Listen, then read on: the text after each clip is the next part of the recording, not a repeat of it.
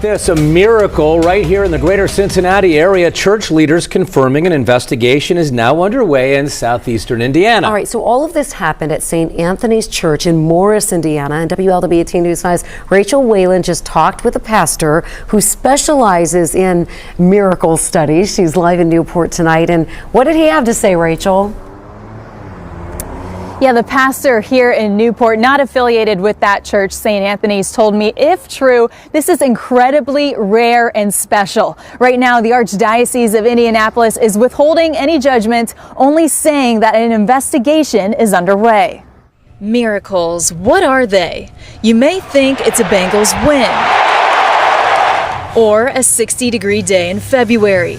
But to the Catholic Church, it's a sign given by God to strengthen people's faith. The key part of a miracle is it introduces some kind of discontinuity between what we would call normal events. Right now, the Archdiocese of Indianapolis says it's investigating a Eucharistic miracle inside this little church in southeast Indiana.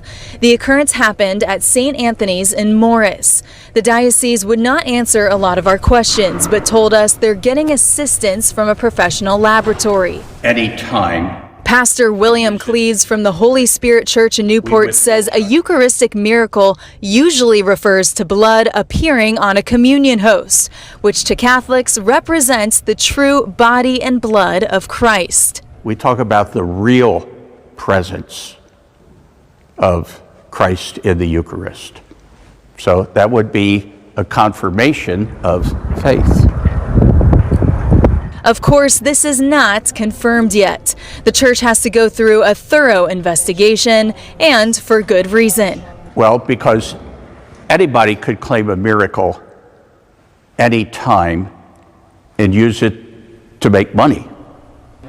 And that's not real faith. That's just tomfoolery. I did reach out to St. Anthony's Church in Morris, as well as the person who says they found the host. Right now, they're withholding any comments until an investigation is complete. I'm reporting in Newport. Rachel Whalen, WLW. The actual identity of this one world religion has been the object of debate since the first time that John wrote these words down and they began to be read in the churches. The early church fathers believed, or suspected at least, that it was one of the series of Roman emperors who brought persecution into their lives, particularly people like Nero or Diocletian. And that view has caused a whole generation of theologians to basically believe the book of Revelation is speaking of past history, the time of the Romans' persecution, and not future history, which I think is an unfortunate misinterpretation for a number of reasons I don't have time to go into today. But when we come to the time of the Reformers, people like Martin Luther, he definitely believed that the Pope was the beast. I mean, he calls them that in no uncertain terms, identifies them with that which is bringing corruption. He felt that the Roman Church had become so corrupted that he considered it to be an entirely false religious system, especially because of the references that said things like she was dressed in purple and scarlet, glittering with gold, precious stones, pearls, and she held a golden cup in her hand.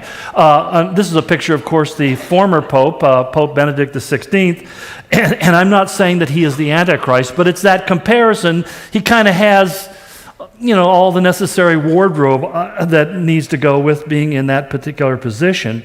But again, I don't think that's a proof or a certainty. I just think it's interesting, particularly because it said she was drunk on the blood of the saints. Most, especially Roman Catholics, don't like to hear this, but it's simply a historical fact that more Bible-believing Christians have been killed by the Roman Church in their various persecutions against what they considered heresy than were ever destroyed by the Roman government.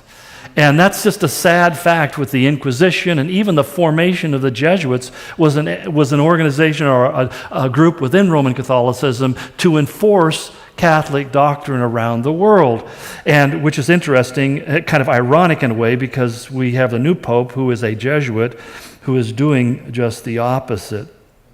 Still, there are other people who become candidates for being the beast. There's Islam, or there's the New Age theologies that are everywhere, or maybe even some kind of religious system that hasn't even been seen in the world yet. That happens to be my own personal opinion for reasons I hope will become clear as we go on. But one thing is very certain. There's a powerful international movement even today, kind of like that ancient siren call, that wants to create a universally accepted religious system that will end all religious and secular conflicts, promote world unity, and bring about universal peace. Now, to begin with, I want to show you a short YouTube portrayal of the very first video representation, first thing that Pope Francis, the current Pope, released after he became Pope. And I say it not because I want to point the finger at him in particular, but it's significant when the world's most popular public figure, that worldwide, 68% of the world has a very favorable view of this man. He is, without question, the most influential religious leader who is feted by all of the major leaders around the world. And it goes far beyond the 1.2 billion Catholics that there are in the world. It goes far beyond that. He is loved and respected through all spectrums of religion, in many ways because of what we're going to see in the next video. He's basically inclusive, bringing everybody under the same religious banner. But let's let the video speak for itself for a few minutes, very short.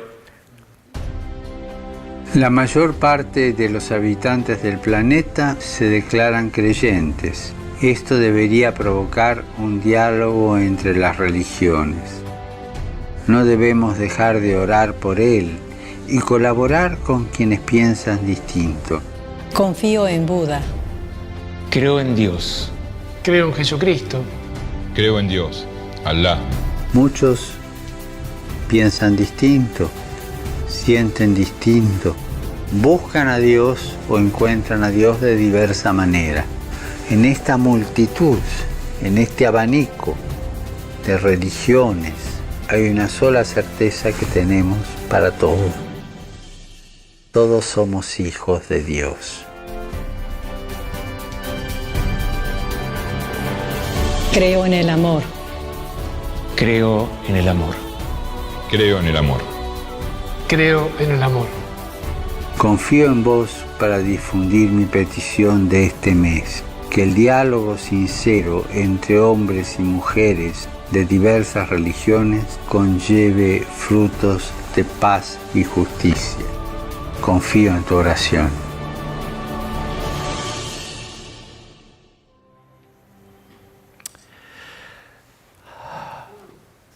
I never stopped being shocked by that video. There are really two arguments that are fallacious arguments, but two arguments that are most often employed for the reason of forming one world religious system today. The first is that basically all religions are the same.